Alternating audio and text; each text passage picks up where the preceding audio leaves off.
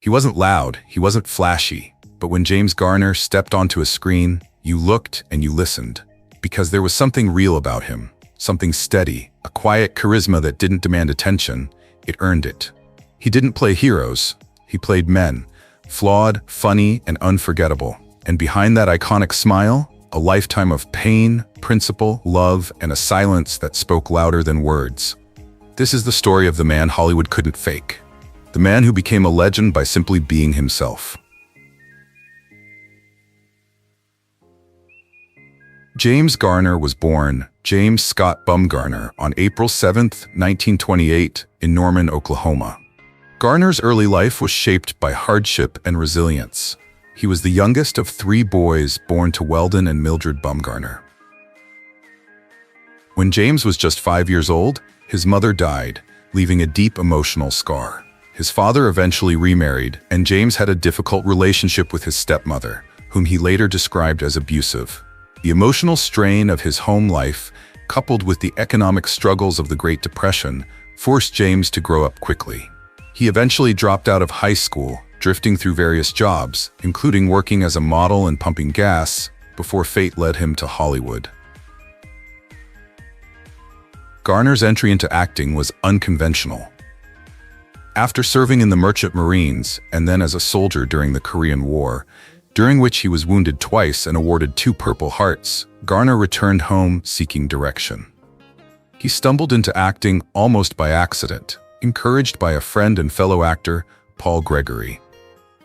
With his tall, athletic build and natural charisma, he soon found work in commercials and minor roles, eventually landing a contract with Warner Brothers. Garner's breakthrough came in 1957 when he was cast as Brett Maverick in the hit television series Maverick. His portrayal of the charming, card-playing, reluctant hero set him apart from other TV cowboys of the time. Unlike the stoic and grim Western archetypes, Brett Maverick was witty, affable, and quick with a joke, a persona that aligned perfectly with Garner's natural comedic timing and everyman appeal. The show was an instant success and made James Garner a household name. His unique blend of humor, vulnerability, and quiet strength became his trademark. He didn't play superheroes or overly macho types. Instead, he embodied relatable characters who often relied on their wits rather than their fists. In many ways, Garner redefined what it meant to be a leading man on television. Maverick became a cultural touchstone that endured well beyond its original run. Garner successfully made the leap from television to film, an achievement that many TV actors of his era failed to accomplish. In the 1960s and 1970s, he starred in a wide variety of films that showcased his impressive range. Notable among them were The Great Escape, 1963, where he played the resourceful scrounger opposite Steve McQueen, and The Americanization of Emily, 1964, a dark satire of war that paired him with Julie Andrews and showcased his ability to blend humor with serious themes. Other standout performances included Support Your Local Sheriff, 1969, a comedic western that played off his maverick persona, and Murphy's Romance, 1985, which earned him an Academy Award nomination for Best Actor. In Murphy's Romance, Garner played a warm-hearted small-town pharmacist opposite Sally Field. The film became a quiet triumph that underscored his enduring appeal. Throughout his film career, Garner worked with some of the industry's biggest names and directors, and he was admired for his professionalism and lack of ego. While he never chased fame or Oscars, his performances were consistently solid, heartfelt, and grounded in authenticity.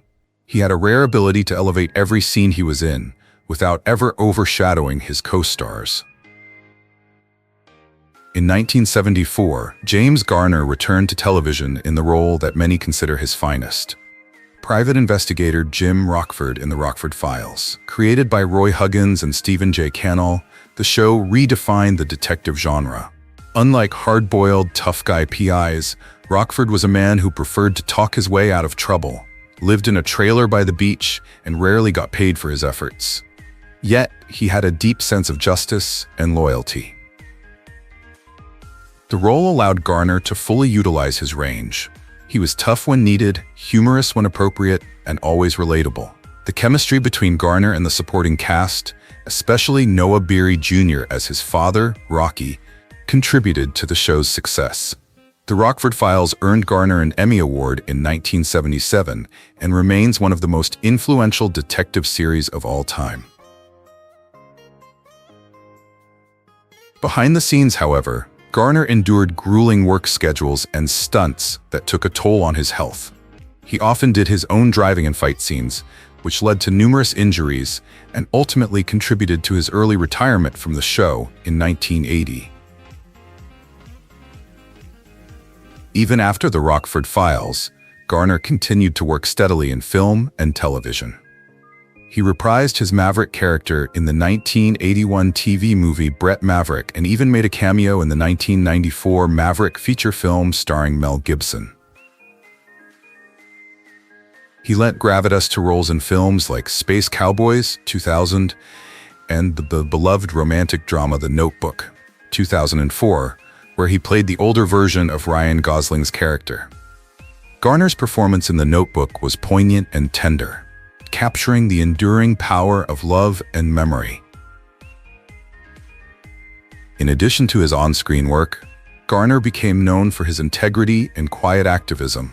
He was a staunch supporter of civil rights and was present at the 1963 March on Washington.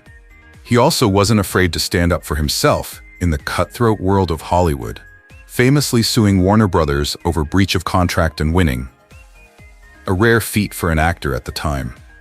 Garner's willingness to fight for what was right, even at personal cost, reflected his strong moral compass and the same values he often brought to his roles. James Garner, the beloved American actor known for his charm, humility, and versatility, found lasting love early in his career when he met Lois Clark. Their meeting was serendipitous, occurring at a political rally in 1956. Despite the brevity of their courtship, there was an undeniable and immediate connection between them. Within just 2 weeks of their initial meeting, they decided to marry, defying the conventional wisdom that warned against such swift unions. On August 17, 1956, James Garner and Lois Clark exchanged vows, beginning a marriage that would endure for nearly 6 decades, a rarity in Hollywood where relationships are often fleeting. Garner would later reflect on their union with affection and gratitude, often describing Lois as the love of his life and the anchor that helped him weather the turbulent waves of fame and personal struggle. Their marriage was not without its challenges. Coming from different backgrounds, Garner from a working-class Oklahoma upbringing and Clark from a more cosmopolitan Los Angeles lifestyle, they initially encountered differences in perspective and temperament. Nevertheless, the bond they shared proved resilient. Garner credited much of their longevity as a couple to mutual respect, loyalty, and their shared ability to give each other space when needed. Despite the demands of his acting career, which included long shooting schedules and extended periods away from home, Garner remained deeply devoted to Lois. Even during brief separations, such as a 2-year trial separation in the 1970s, he never stopped loving her. They ultimately reconciled, resuming their life together with even greater strength. When Garner married Lois, he also embraced her daughter from a previous marriage, a young girl named Kim.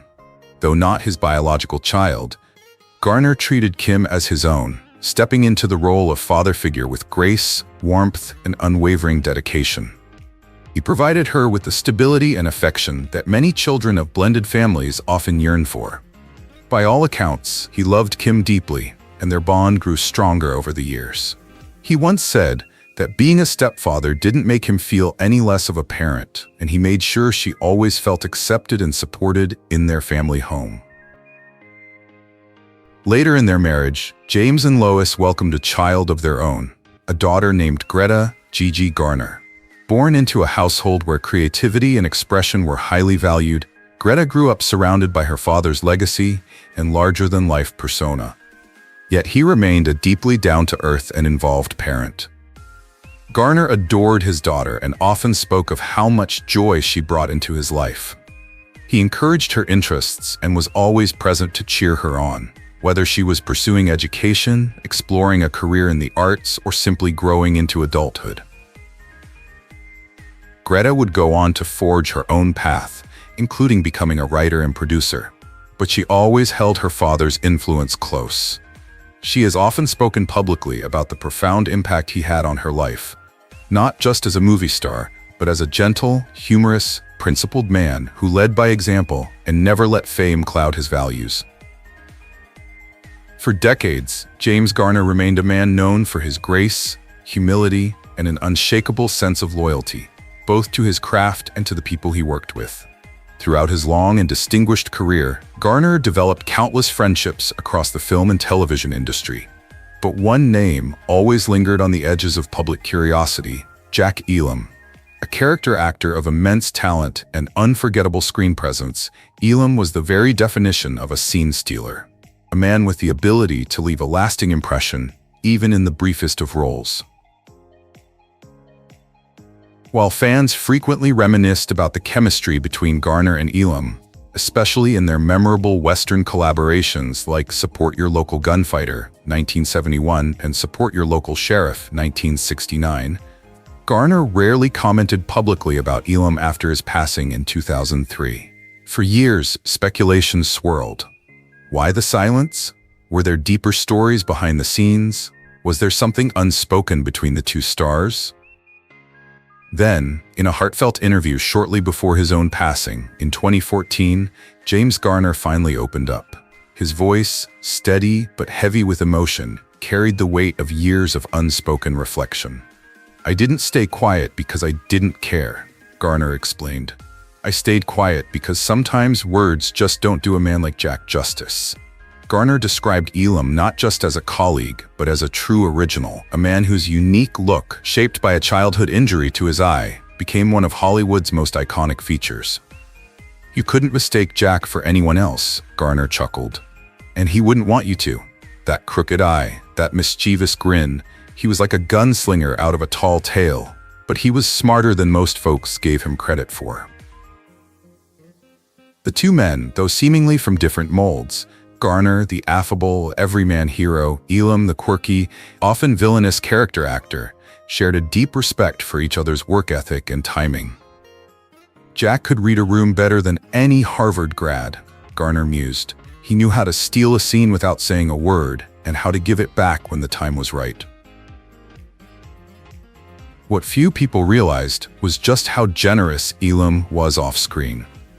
Garner shared a touching story about a moment during the filming of Support Your Local Sheriff, when a young extra, visibly nervous and out of place, struggled through a take. Rather than ignoring the awkwardness or brushing the moment aside, Elam pulled the kid aside and quietly walked him through the scene, even coaching him in character. "Jack didn't just care about his lines," Garner said. "He cared about the whole picture, and everyone in it." Garner also dispelled any rumors of tension between them, calling such talk Hollywood nonsense. He admitted that they didn't always socialize after hours, but on set, we were like brothers in arms. We were different breeds, but we rode for the same brand. You know, we both loved this crazy business, and we respected each other. That's what counted. Perhaps the most poignant moment came when Garner addressed Elam's legacy. People think of Jack as the guy with the wild eyes, the comic relief, the weird outlaw. But he was so much more. He was a professional, a craftsman, and a hell of a lot of fun to work with. There's a reason people still remember him. Jack had soul. He made every part matter, even the little ones. That's rare. Garner paused, his eyes misting over slightly. "I should have said this sooner, but if he's listening now, I hope he knows. Jack, you were one of the good ones. I never forgot." With those words, the silence was finally broken. Not with scandal or gossip, but with dignity, fondness, and a clear-eyed appreciation for a fellow actor who, like Garner himself, made a lasting impact on the landscape of American film. And in that moment, the bond between two Western legends, one the steady hero, the other the unforgettable wild card, was cemented not just in memory, but in truth. During the 1970s, while filming the hit television series The Rockford Files, James Garner began to experience persistent and debilitating knee problems that would plague him for the rest of his life. Known for doing many of his own stunts, Garner subjected his body, particularly his knees, to intense physical strain on a regular basis. The grueling demands of the action-packed role, which often included running, jumping, and engaging in choreographed fight scenes, took a severe toll on his joints. Garner's commitment to authenticity in his performances came at a significant physical cost. Over the course of the series, he underwent what he described as 6 or 7 knee operations, a reflection of the relentless wear and tear he endured. Despite the pain and frequent surgeries, Garner pressed on, driven by a strong work ethic and a desire to deliver high-quality performances. However, his knee issues would never fully resolve and continued to impact his mobility for decades. Eventually, in 2000, long after the Rockford Files had concluded, Garner opted to undergo a more permanent solution: total knee replacement surgery on both knees. This major procedure marked a turning point in his ability to manage his chronic pain and regain a measure of physical independence in his later years. In addition to his orthopedic challenges, Garner also faced serious cardiac issues. On April 22, 1988, he underwent quintuple bypass heart surgery, a life-saving procedure that underscored the gravity of his cardiovascular condition. The surgery involved the rerouting of blood around 5 blocked arteries and was a response to the mounting stress his heart had endured over years of smoking and professional pressures. Remarkably, Garner recovered rapidly from the complex operation, demonstrating a resilience that surprised even his doctors. Nevertheless, his medical team strongly advised him to make significant lifestyle changes, most notably, to stop smoking, a habit he had maintained since his youth. Garner had picked up smoking at the astonishingly young age of 12, a reflection of the era in which he grew up and the pervasive cultural acceptance of tobacco use at the time. Despite the urgent warnings following his heart surgery, Garner struggled to give up cigarettes, continuing the habit for another 17 years. It wasn't until 2005, at the age of 77, that he finally succeeded in quitting for good. His daughter, Gigi Garner, later reflected on this deeply ingrained addiction, noting, "My dad had smoked since he was 12 years old." Her words highlighted both the long-term health consequences of such early exposure and her father's remarkable perseverance in eventually overcoming the addiction. Garner's health challenges continued into the 2000s. On May 11, 2008, he underwent emergency surgery following a severe stroke that had occurred 2 days earlier. The stroke was a frightening event that placed Garner's life at significant risk and left fans and loved ones deeply concerned about his future. However, the medical response was swift and the surgery was deemed successful. Garner's prognosis following the operation was described as very positive, offering hope that he might recover much of his previous functionality. The stroke, however, marked the beginning of a period of declining health. Although he managed to return to public life in limited capacities afterward, it was clear that the incident had taken a serious toll on his physical well-being and overall vitality. The years following the stroke saw Garner gradually retreat from the spotlight as he focused on recovery and spent more time with his family. Tragically, James Garner's long struggle with health issues came to an end on July 19, 2014. On that day, emergency services were called to his home in the Brentwood neighborhood of Los Angeles, where they discovered that the beloved actor had passed away. He was 86 years old. The cause of death was determined to be a heart attack brought on by coronary artery disease, a condition he had battled for many years.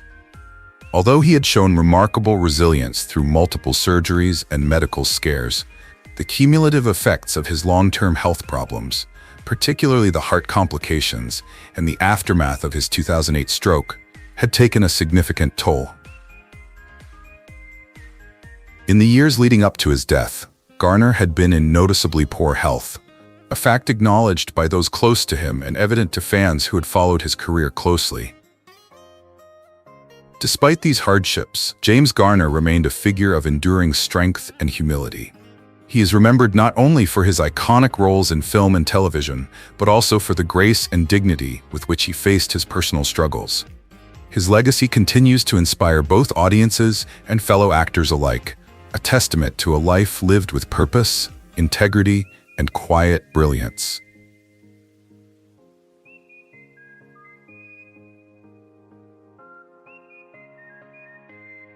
He didn't chase fame, he didn't wear a mask, and in a town built on illusion, James Garner chose truth. Through broken bones, broken contracts, and a broken heart or two, he never lost his compass. He made us laugh, he made us feel, and most of all, he made us believe in decency. Hollywood gave him scripts, but the way he lived, that was all James. And maybe that's why we never forgot him. If his story moved you, don't forget to like, share, and subscribe for more untold legends of old Hollywood. And tell us in the comments which James Garner moment lives rent-free in your memory.